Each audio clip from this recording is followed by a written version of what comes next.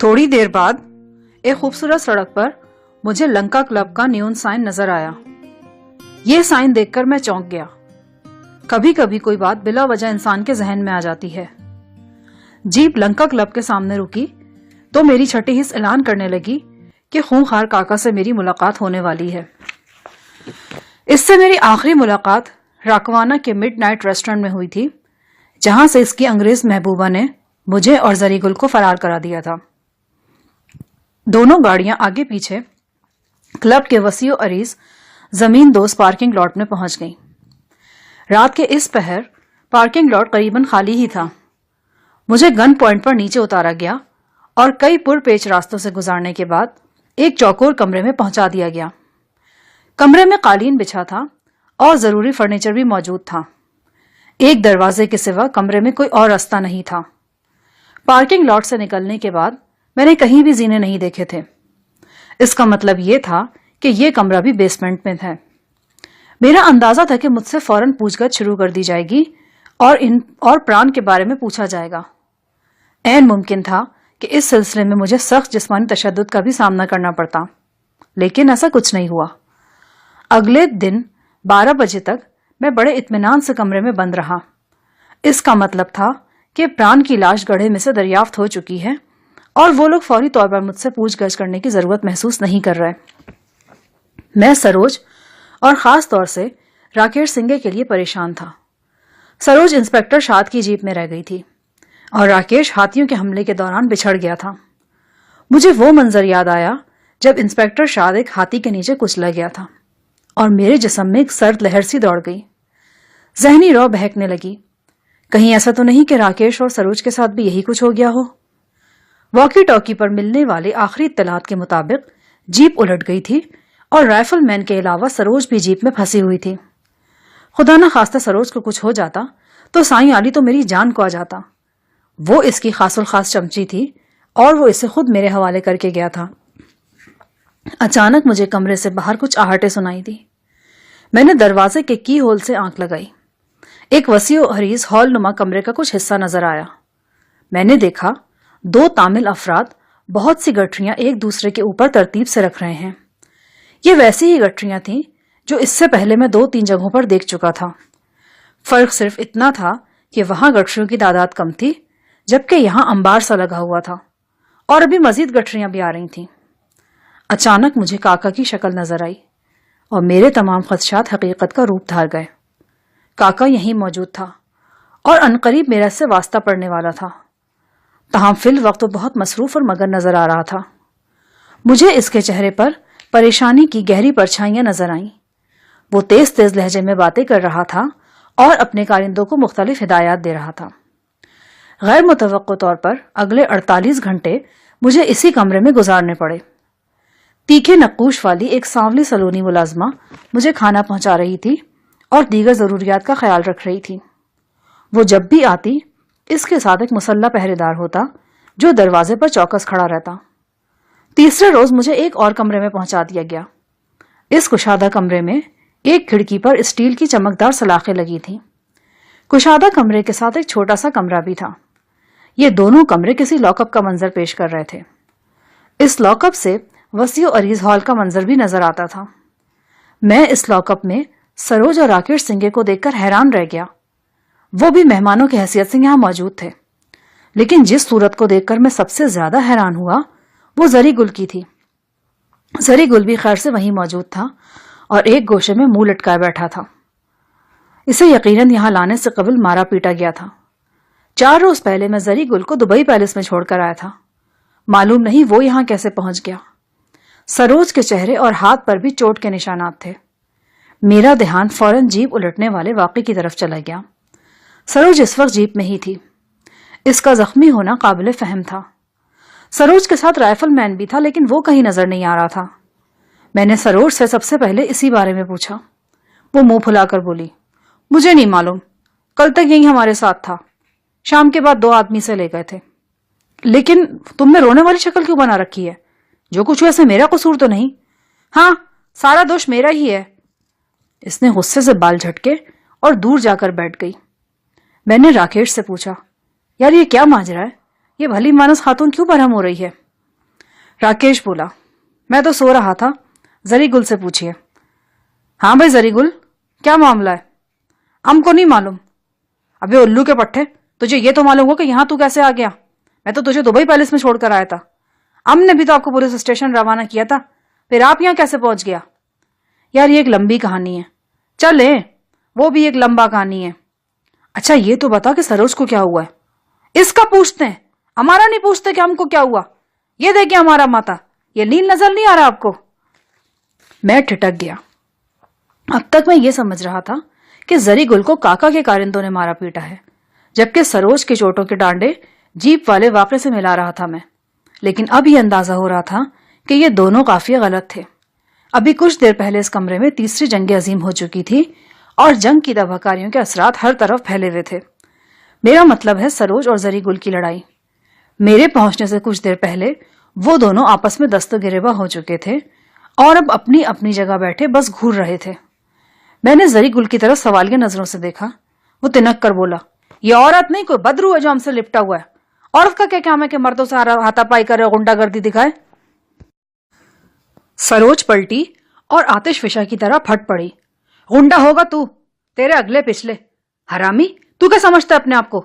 मैं तुझे जिंदा जमीन में ना गड़वा दूं तो मेरा नाम नहीं। हम जानता है बड़ा बड़ा लोग यार है तेरा, पर हम भी जरी गुल है तेरी तो। वो दांत पीस कर झपटी। जरी गुल भी कहां चूकने वाला था। वो भी असील मुल्क की तरह सीना फुलाकर आगे बढ़ा। करीब था कि दोनों बाकायदा गत्थम गत्था हो जाते। मैंने जरी गुल की गर्दन में बाजू डालकर इसे अपनी तरफ खींचा और फिर धकेलकर बाथरूम में पहुंचा दिया। जरी गुल की आंखें उबली पड़ रही थी और मुंह से झाग छूट रहे थे। मैंने जल्दी से बाथरूम का दरवाजा बाहर से बंद कर दिया। दूसरी तरफ राकेश सिंगे सरोज का रास्ता रोके खड़ा था। वो खूंखार बिल्ली की तरह गुर्रा रही थी और आगे बढ़ने की कोशिश कर रही थी। मैंने इसे बाजू से पकड़ा और खींचता हुआ साथ वाले कमरे में ले गया। वो मचल रही थी और चीख रही थी, छोड़ दो मुझे, आज मैं रुस्तम जमा की टांगे चीर कर रहूंगी। कुत्ते का पिल्ला, सुअर का बच्चा, पता नहीं किस ख्याल में है ये। मेरा नाम सरोज है, सारी जमामर्दी नाक के रास्ते ना निकाल दूं तो अपने पिता की नहीं। मैंने इसे दोनों शानों से पकड़कर झंझोड़ा और डांटा तो इसका उबाल कदरे कम हुआ। मैंने इसे कुर्सी पर बिठाया और पूछा कि क्या बात हुई थी। मुझसे कह रहा था कि सारी इस मुसीबत की जिम्मेदार मैं हूं, मेरी वजह से तुम ख्वार हो रहे हो। मैंने कहा कि होश के नाखुन लो, मैं अब यहां आई हूं, तुम दोनों पहले से ही चूहेदान में फंसे हुए हो। कहने लगा कि सब तुम्हारी नहुसत है, तुम बंबई की मनहूस लोमड़ी हो। अब बताओ शाहजहां, ऐसी बात पर कोई चुप रह सकता है? तुम्हें कोई लाहौर का लूमड़ कहे तो तुम चुप रहोगे क्या? मैंने फौरन उठाकर चायदानी इसके सर पे दे मारी। कुत्ते की तरह भौंकता हुआ मुझसे लिपट गया। ये देखो, पापी ने मुझे यहां काटने की कोशिश की है, ये निशान देख रहे हो तुम? इसने अपने रुखसार की तरफ इशारा किया। और ये देखो मेरा हाथ, इसी ने जख्मी किया है। हरामी सुअर की औलाद, मर्द बनता है, जनखा कहीं का। कुछ भी हो जाए मैं तो अब इसको सबक सिखाकर ही छोड़ूंगी। सरोज, ताली कभी एक हाथ से नहीं बचती। मैं ताली की बात नहीं कर रही, इस बेगैरत की बेगैरती की बात कर रही हूं। खबरदार जो तुम मेरे और इसके बीच में आए तो। दूसरी तरफ जरी गुल भी बाथरूम में शोर मचा रहा था। कभी वो दरवाजा पीटता, कभी सरोज को बुरा भला सुनाने लगता। इसकी आवाज बहुत मध्यम सुनाई दे रही थी। सरोज बोली, तुम पूछ लो इन सब से, ये गवाह हैं। तुम्हारे इस पालतू ने मुझे अगवा करने की धमकी दी। कहता था कि मैं तुम्हें उठाकर कबायली इलाके में ले जाऊंगा, 10-10 रुपए में तुम्हें फरोख्त करूंगा। पूछ लो इन सब से, इसने कहा था या नहीं? सरोज ने पहरेदारों की तरफ इशारा किया जो एक खिड़की में से ये दिलचस्प तमाशा देख रहे थे और जेरे लब मुस्कुरा रहे थे। राकेश ने कहा, बीबी, बात दोनों तरफ से बड़ी है, तुमने भी तो उसे बेनुकत सुनाई है। बहरहाल अब इस मामले को खत्म होना चाहिए, कि खुद को तमाशा बनाने वाली बात है। मैं राकेश को एक तरफ ले गया और इससे पूछा कि असल बात क्या है। उसूल दोनों का ये जी, बीबी बहुत बदकलाम है और खान बहुत जोशीला है। बहरहाल ये बात गलत है कि खान ने इस पर हमला किया है या काटने की कोशिश की है, ये खुद इस पर झपटी थी। खान ने अपना बचाव किया और दोनों गत्थम गत्ता हो गए।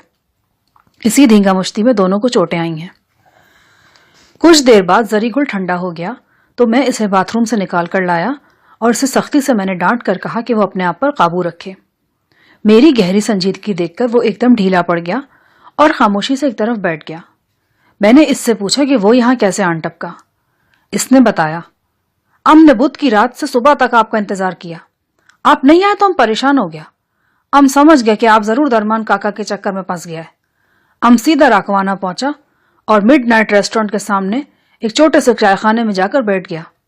دوپہر کے وقت ام نے مڈ نائٹ ریسٹورینٹ کے ایک بیرے کو دیکھا، وہ پیدل ایک طرف جا رہا تھا۔ ام نے اس کا پیچھا کیا، وہ بس میں بیٹھا، ام بھی بیٹھ گیا۔ بس قصبے سے باہر آخری سٹاپ پر پہنچا اور سب سواری اتر گیا، خواہ ام بھی اتر گیا۔ بیرا صاحب شاید اپنے گھر جا رہا تھا۔ ام اس کے پیچھے چل دیا، وہ آم کے ایک باغ میں سے گزر رہا تھا۔ ام نے سوچا یہ اچھا موقع ہے، ام اس کو چاپ لیتا ہے اور ہم جاڑیوں میں لے جا کر اس سے پوچھ گچھ کرتا ہے۔ وہ بالکل دبلا پتلا تھا، بالکل پینسل کا مافک۔ ام نے بڑے اطمینان سے اس پر ہاتھ ڈالا، اور یہی ہمارا غلطی تھا۔ وہ تو بجلی کا مافک نکلا، ایک دم ایٹم بم، اور کراٹے مراٹے بھی جانتا تھا۔ اس نے پہلا ہمارے پیٹ میں کونی مارا اور پھر گھوم کر ایسا ٹانگ چلا کہ ہمارا دماغ گھوم گیا اور ہم سبحان تیرا قدرت کہہ کر زمین بوس ہو گیا۔ اس نے ایک دم آوازیں دے کر کچھ اور لوگوں کو بھی بلا لیا اور ان سب نے مل کر ہم پر قابو پا لیا۔ تمہیں کیا ضرورت تھی پنگا لینے کی؟ ہر جگہ اوکلی میں سر دے دیتے ہو۔ سر ہوتا ہی اوکلی میں دینے کے لیے، اوکلی سے کیا ڈرنا؟ آپ نے وہ گانا نہیں سنا، غم سے نہیں ڈرتے ہوئے دیکھا دیوانوں کو، یاد کرتا ہے زمانہ انہی انسانوں کو۔ تم ان انسانوں میں شامل ہونا کیوں چاہتے ہو جنہیں زمانہ یاد کرتا ہے؟ تم زندہ کیوں نہیں رہنا چاہتے؟ چھوڑے جی اس بات کو، اب دیکھیں ہمارا یہاں نہ کوئی رائے کا تو نہیں گیا، کیا کیا انکشاف ہو رہا ہم پر، اور کیا کیا ہونے والا ہے۔ کیا کیا انکشاف ہوا ہے تم پر؟ بہت کچھ۔ یہاں کوئی بہت بڑا زبردست گڑبڑ چل رہا ہے جناب، سب لوگ حیران پریشان پھر رہا ہے۔ وقفے وقفے سے استخانے کا دروازہ کھلتا ہے اور کچھ لوگ کالوں والی گٹریاں اور گتے کے ڈبے اٹھا کر اندر لاتا ہے۔ وہ دائیں طرف والا کمرہ بالکل بھر چکا ہے، اب سامان سامنے والے حال کمرے میں رکھا جا رہا ہے۔ پتہ نہیں اتنا سامان یہ لوگ کہاں سے لے کے آ رہا ہے۔ ہم کو تو لگتا ہے کہ ان لوگوں نے سری لنکا کے سارے جنگلوں کا صفایا کر دیا ہے۔ کیا مطلب؟ مطلب یہ کہ سارے جنگلوں سے ہاتھی، بھیڑیا، لومڑ، ہرن وغیرہ سب مار دیا انہوں نے اور ان کا کالے مالے اتار کر یہاں جمع کر لیا ہے۔ یہ بات واقعی سوچنے کی تھی، یہ سامان اتنی بڑی مقدار میں یہاں کیوں جمع کیا جا رہا تھا؟ کیا اسے کہیں اسمگل کیا جانا تھا یا کسی اندیشے کے پیش نظر سامان کی یہاں منتقلی ہو رہی تھی؟ یہ بات تو اب طے تھی کہ اشارے بینڈ کو کھالوں اور ہاتھی دانت وغیرہ کے غیر قانونی کاروبار ملوث ہے اور کاکا اس کمپنی کے لیے دستے راست کا کردار ادا کر رہا ہے، لیکن ابھی تک کمپنی کے اصل لوگوں سے میری ملاقات نہیں ہوئی تھی۔ میں کچھ دیر زری گل سے بات چیت کرتا رہا۔ وہ پکڑے جانے کے باوجود ہمیشہ کی طرح بے فکر اور بلند حوصلہ تھا۔ زری گل سے فارغ ہو کر میں بغلی کمرے میں سروج کے پاس پہنچا تو وہ بھی اب نارمل ہو چکی تھی۔ اپنے چہرے اور ہاتھوں کی خراشوں پر اس نے کوئی دوائی لگائی تھی اور اپنے بکھرے بالوں کو ہیئر بینڈ میں سمیٹ لیا تھا۔ وہ مجھ سے کہنے لگی، شاہ جہان پلیز یہاں سے نکلنے کا کوئی بندوبست کرو، میرا تو دم گھٹ رہا ہے، یوں لگتا ہے کہ چڑیا گھر میں گھس آئی ہوں، ہر طرف حنوط شدہ کھالوں کی بو پھیلی ہوئی ہے۔ میرا تو خیال ہے کہ یہاں کچھ زندہ جانور بھی موجود ہیں، یہ آوازیں سن رہے ہو تم؟ اس نے چھت کی طرف اشارہ کرتے ہوئے کہا۔ میں نے کان لگائے، ایک مدھم سی ناقابل فہم آواز مجھے بھی سنائی دے رہی تھی۔ کچھ عجیب سی کیفیت تھی اس آواز میں، جیسے کسی کا منہ ہاتھ سے بند کر دیا ہو اور وہ پورے زور زور سے چیخنے کی کوشش کر رہا ہو۔ یہ ایک آواز نہیں تھی، بہت سی آوازیں تھیں جو کورس کی صورت میں بلند ہو رہی تھیں۔ ان آوازوں کو غور سے سننے کے بعد اعصاب پر ایک عجیب سی وحشت سوار ہونے لگتی تھی۔ چھت پر دھم دھم کی آواز بھی آ رہی تھی، جیسے کچھ جانور اچھل کود کر رہے ہوں یا ایک دوسرے سے برسرے پیکار ہوں۔ تم نے کیا اندازہ لگایا؟ کیسی آوازیں ہیں یہ؟ بھائی مجھے تو ڈر لگ رہا ہے، کسی عامل نے بہت سی بدروں کو جیسے ایک جگہ قید کر رکھا ہے اور وہ اس قید سے نکل بھاگنے کی فکر میں ہے۔ 3 روز سے ایک لمحے کے لیے بھی یہ آوازیں بندی ہوئی ہیں۔ تم نے وہ گٹریاں دیکھی جو ہال کمرے میں جمع کی جا رہی ہیں؟ ہاں ہاں، ان میں کھالے ہیں، یہ بہت قیمتی سامان ہے، ممکن ہے یہ سب کچھ کہیں اسمگل کیا جا رہا ہو۔ بہرحال شاہ جہان تم ان چکروں میں مت پڑو، یہاں سے نکلنے کی کوشش کرو، مجھے ان لوگوں کے ارادے اچھے نہیں لگتے۔ تمہارے جیسی خوبصورت لڑکی کے لیے کس کے ارادے اچھے ہو سکتے ہیں؟ یہ بے وقوفی ہے کہ تمہاری کہ تم منہ اٹھا کر شہر شہر اور ملک ملک گھومتی ہو۔ تمہیں کس گدھے نے کہا تھا کہ خرامہ خرامہ بھوپال سے یہاں چلی آؤ؟ تم نے کہا تھا، اور کس نے کہا تھا؟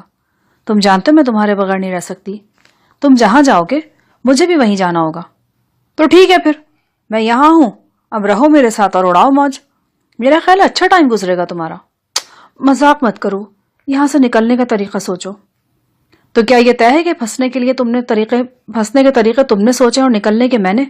کیا ضرورت تھی تمہیں سائیں علی کے ساتھ یہاں آنے کی؟ اوفو، میں بتا چکی ہوں نا کہ سائیں علی کا حکم ہے کہ مجھے ہر جگہ اور ہر وقت تمہارے ساتھ رہنا ہے. تو پھر سائیں علی سے کہو نا کہ یہاں سے نکلنے کا طریقہ بھی سوچے. تمہاری جان اور آبرو بچانے کی اصل ذمہ داری تو اسی پر عائد ہوتی ہے. میں رخ پھیر کر دروازے کی طرف بڑھا.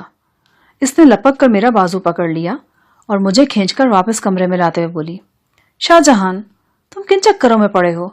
تم راستے سے بھٹک رہے ہو. یہ ہمارا راستہ نہیں ہے اور نہ ہی ہماری منزل. ہماری منزل حیدرآباد میں ہے. ہمیں وہ 25 صندوق تلاش کرنے ہیں جن پر صرف اور صرف ہمارا حق ہے. ہم اس دولت کے بہت قریب پہنچ چکے ہیں. اگر ہم نے اس موقع پر ہمت ہار دی تو ہم سے زیادہ بے وقوف کوئی اور نہیں ہوگا. پلیز شاہ جہان، ذرا غور کرو. زر و جواہر اور نوادرات سے بھرے ہوئے 25 عدد صندوق جن کی مالیت کا اندازہ لگانا بھی کٹھن ہے. یہ دولت ہماری کون کون سی خواہشات پوری نہیں کرے گی، اور اس دولت کی مدد سے ہم کیا کچھ حاصل نہیں کر سکیں گے. میں تو کہوں گی کہ اس مرحلے پر دل چھوڑنا بھگوان کی دیا سے منہ موڑنا ہے، کفران نعمت ہے. چھوڑ دو یہ سب کچھ شاہ جہان. کیا رکھا ہے ان اسمگلروں کے تعاقب میں اور گینگسٹروں سے خون خرابے میں؟ یہ سب چھوٹے چھوٹے کام ہیں، حقیر و بے وقت. ہمیں ایک بڑا کام کرنا ہے، بڑا اور ناقابل فراموش. تقریر اچھی کر لیتی ہو تم، لیکن ایک بنیادی بات تم بھول رہی ہو. میں یہاں اپنی مرضی سے نہیں آیا اور نہ مجھے گینگسٹروں سے سرپھٹاول کا کوئی شوق ہے. مجھے تمہارے چاچے شیخ عاصم نے یہاں پہنچایا ہے. ٹھیک ہے، اسی نے پہنچایا ہوگا، لیکن اب تمہاری کیا مجبوری ہے؟ تم اس کی قید میں تو نہیں ہو. چلو میرے ساتھ.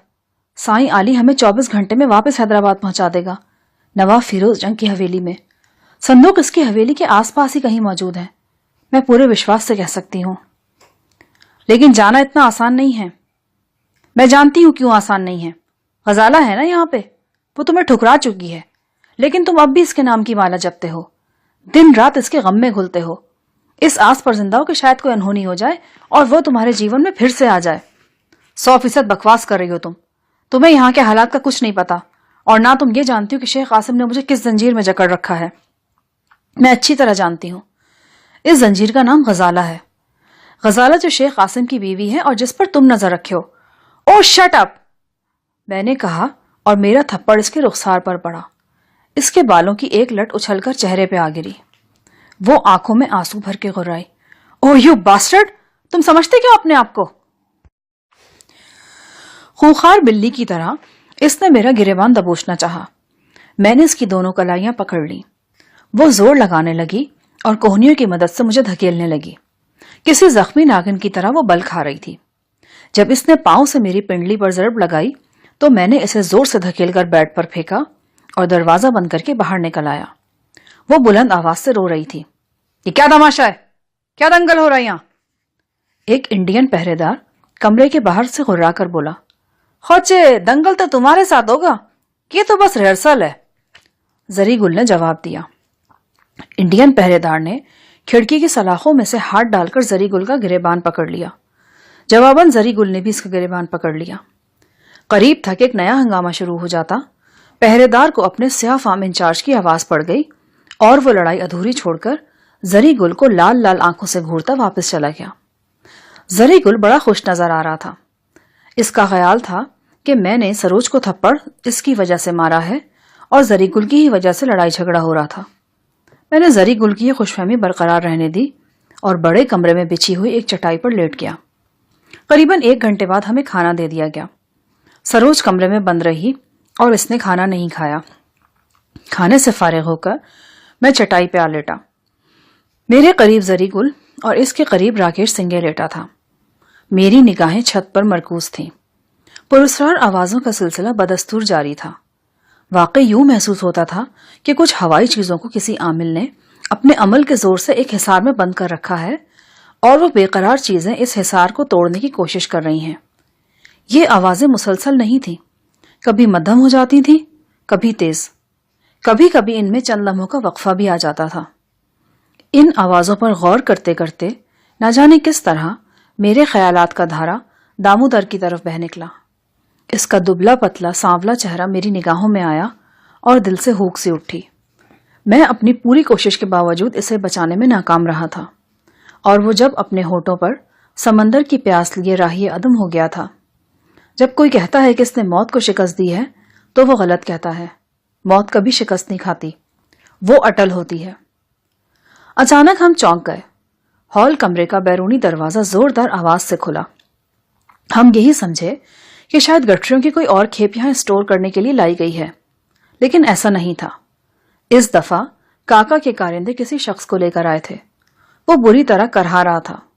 سلاخ دار کھڑکیاں بند تھیں، لہٰذا ہم باہر نہیں جھانک سکتے تھے۔ چند لمحے بعد ہمارے کمرے کا دروازہ کھلا اور پہرے داروں نے ایک شخص کو بے دردی سے اندر دھکیل دیا۔ میں نے زخموں سے چور اور صدمے سے نڈھال اس شخص کو پہچان لیا تھا۔ وہ انسپیکٹر شاد کا رائفل مین تھا۔ جب ہاتھیوں کے غول نے تہلکہ مچایا تو رائفل مین سروج کے ساتھ ہی جیپ میں تھا۔ بعد میں وہ کاکا کے کارندوں کے ہاتھوں پکڑا گیا تھا اور یہاں پہنچ گیا تھا۔ سروج نے بتایا تھا کہ کل شام کاکا کے آدمی اسے پوچھ گچھ کے لیے ساتھ لے گئے تھے۔ رائفل مین کو اندر دھکیل کر دروازہ پھر بند کر دیا گیا۔ اس کے جسم پر نامکمل لباس تھا اور جگہ جگہ سے کھال ادھڑی ہوئی تھی۔ وہ نیم بے ہوش تھا۔ میں نے اس کے گال تھپ تھپائے، چہرے پر پانی کے چھینٹے مارے، لیکن اس نے آنکھیں نہیں کھولی۔ زری گل نے اسے آہستہ آہستہ جھنجھوڑتے ہوئے کہا، تانگورے، ہوش کرو تانگورے۔ تانگورے کے نام پر میں چونکا۔ یہ نام میں نے پہلے بھی سنا ہوا تھا۔ ذہن پر زور دیا تو یاد آیا کہ 3 روز پہلے دامودر نے بے ہوشی کے عالم میں اس لفظ کی تکرار کی تھی۔ اس وقت میں نے سمجھا تھا کہ شاید یہ کسی لڑکی کا نام ہے جسے دامودر اپنی اکھڑی ہوئی سانسوں کے ساتھ یاد کر رہا ہے۔ میں نے زری گل سے پوچھا، تمہیں اس کا نام کیسے معلوم ہوا؟ اس نے خود ہم کو بتایا تھا۔ اور کیا معلوم ہے تمہیں اس کے بارے میں؟ ہم کو تو بس یہی معلوم ہے، باقی کا بات اس الو کا پٹی کو پتا ہوگا، وہ بہت گل مل کر باتیں کر رہا تھا اس سے۔ تمہارے کان بہت تیز ہیں، کچھ نہ کچھ تو تم نے ضرور سنا ہوگا۔ بس ہم کو اتنا پتہ چلا تھا کہ تانگورے کوئی کھلاڑی تھا، پھر اس کو کیل چھوڑنا پڑا اور یہ پولیس میں بھرتی ہو گیا۔ کوئی مشہور کھلاڑی تھا، یہ بہت سا انعامات وغیرہ بھی اس کو ملا ہوا ہے۔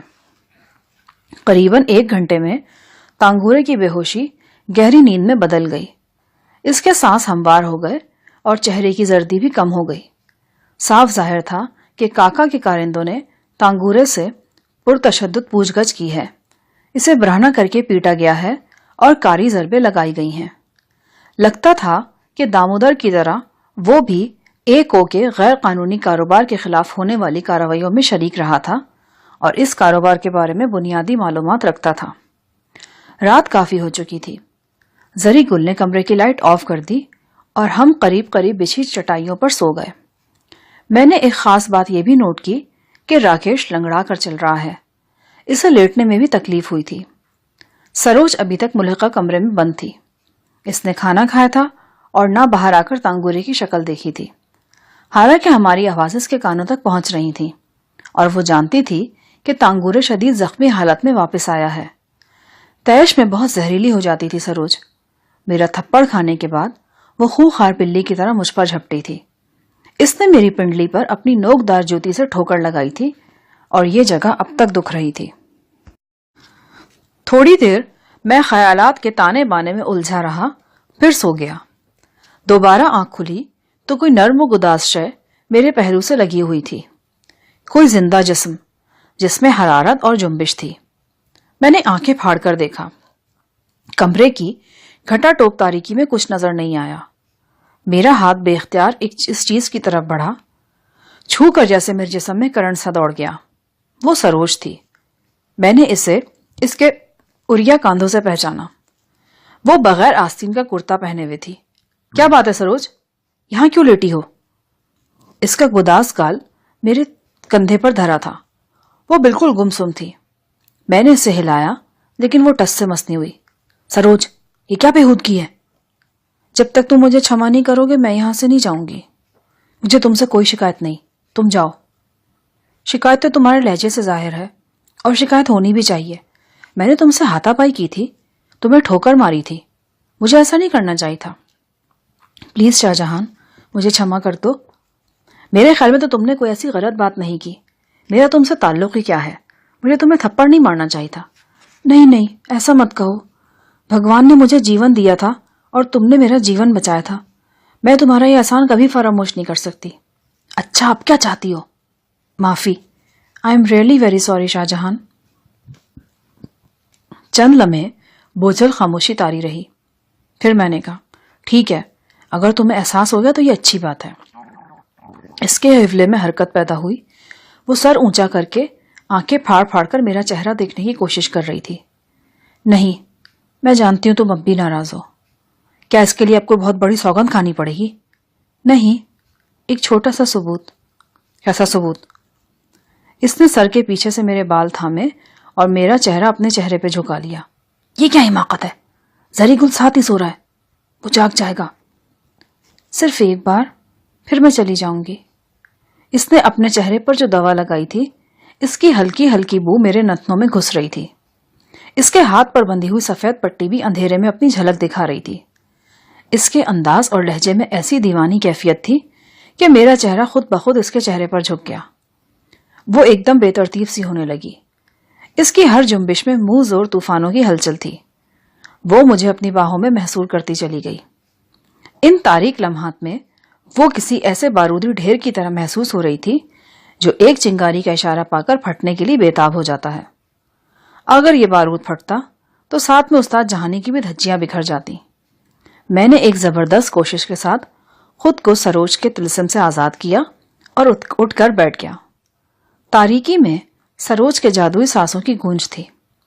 चंद लम्हे बाद वो भी उठकर बैठ गई। इसने मेरा हाथ पकड़ा और उठाकर कमरे में ले आई। यहां 0 पावर का सफेद बल्ब रोशन था। सरोज के बाल मुंतशिर थे और दुनिया जहां का खुमार इसकी आंखों में सिमट आया था। ताहम अब इसके चेहरे पर हैजानी कैफियत नहीं थी और ना ही लहजे में वो लर्जिश थी जिसने मेरे जहन में एक वहशी घोड़े को एड़ लगाई थी। बैठ जाओ शाहजहां, मुझे तुमसे एक बहुत जरूरी बात करनी है। मैं इसके सामने एक आरामदेह कुर्सी पर बैठ गया। इसने अपने मुंतशिर बाल समेटने के लिए हाथ उठाए तो मरमरी बाहें जो शानों से ऊपर तक उड़ियां थीं, रोशनी में दमक उठी। वो एक हसीन औरत थी। इसके हुस्न में एक खामोश दावत थी, ऐसी दावत जिसे ठुकराने के लिए मर्द के सीने में लोहे का जिगर होना चाहिए था। वो अपने हुस्न की इस खामोश ताकत से भी आगाह थी और यही चीज सबसे ज्यादा खतरनाक थी। वो ड्रामाई लहजे में बोली, शाहजहां, अगर मैं कहूं कि हम कल रात इसी वक्त इस बेसमेंट से बाहिफाजत निकल सकते हैं तो तुम क्या कहोगे? मैं सबसे पहले जानना चाहूंगा कि हम कैसे निकल सकते हैं। ये तुम्हारे सोचने की बात नहीं, मैं सब इंतजाम कर चुकी हूं। मैं इस बेसरोपा बात पर यकीन नहीं कर सकता। ये बेसरोपा बात नहीं है। इस बेसमेंट का इंचार्ज टोनी नाम का एक शख्स है। मैं इससे मिल चुकी हूं। वो आज या कल रात मुझे फिर बुलाएगा। मेरा ख्याल है कि मैं इसे शीशे में उतारने में कामयाब रहूंगी। किस सिलसिले में बुलाएगा वो तुम्हें? तफ्तीश के सिलसिले में। और किस सिलसिले में? वो बारी बारी हम सबसे पूछगछ कर चुके हैं। सिर्फ वो तुम्हारा पालतू प्यारा खान रह गया है। सबसे पहले वो लोग राकेश को लेकर गए थे। तुमने देखा ही है, वो ठीक से चल नहीं सकता। पुलिस वालों की तरह उन्होंने राकेश की टांगों पर रोलर फेरा है। जाहिर है मारा पीटा भी होगा। राकेश के बाद मेरी बारी आई थी। इंचार्ज टोनी 35-40 साल का एक रंगीन मिजाज शख्स है। मुझे देखते ही इसकी आंखों में भूख चमक उठी थी। मैं समझ गई कि इस शख्स को ढप पर लाया जा सकता है। वो मुझसे पूछगछ करने लगा। वो जानना चाहता था कि इंस्पेक्टर शाद से मेरा और राकेश का क्या संबंध है। मैंने कह दिया कोई संबंध नहीं। मैं हवालाती की हैसियत से थाने में बंद थी। राकेश ने तरस खाकर मेरी जमानत दी और हम शहर जाना चाहते थे। इंस्पेक्टर ने अजराहे हमदर्दी हमें अपने साथ जीप में बिठा लिया। बाद में हम पुलिस वालों के साथ ही पकड़े गए। टोनी बड़े ध्यान से मेरी बातें सुनता रहा। मैं इसे ये विश्वास दिलाने में कामयाब हो गई कि पुलिस वालों से मेरा कोई ताल्लुक नहीं। टोनी मुझ पर मेहरबान नजर आने लगा। इसने मेरे हाथों से अपने लिए ड्रिंक तैयार करवाया और नर्म लहजे में बातें करता रहा। इसने मुझसे कहा कि मुझे अपने साथ पकड़े जाने वाले राइफलमैन तांगूरे से बेतकल्लुफी पैदा करनी होगी और मैं उससे पता चलाने की कोशिश करूं कि वो क्या चीज है। इस सेवा के बदले में इसने मुझे छूट देने का वादा किया है। मेरा अंदाजा है कि वो आज या कल रात 3 बजे के बाद किसी वक्त फिर मुझे पूछगछ के लिए तलब करेगा। 3 बजे के बाद क्यों? इस वक्त यहां मुकम्मल सुकून होगा। रात 3 बजे के लगभग लंका क्लब सो जाता है। यहां बेसमेंट में भी सिर्फ 2 ही आदमी रह जाते हैं, एक इंचार्ज और दूसरा वही पहरेदार जो अभी तांगूरे को वापस छोड़कर गया है। इसके पास बिल्कुल नए मॉडल की AK-56 है اور میرے اندازے کے مطابق وہ بے حد خطرناک شخص ہے۔ تم رات 3 بجے کی بات کر رہی تھی؟ ہاں، 3 بجے یہاں مکمل سکون ہوگا، اور اگر ٹونی کی نیت میں گڑبڑ ہے تو وہ مجھے 3 بجے سے پہلے نہیں بلائے گا۔ میرا خیال ہے کہ تم میری بات سمجھ رہے ہو۔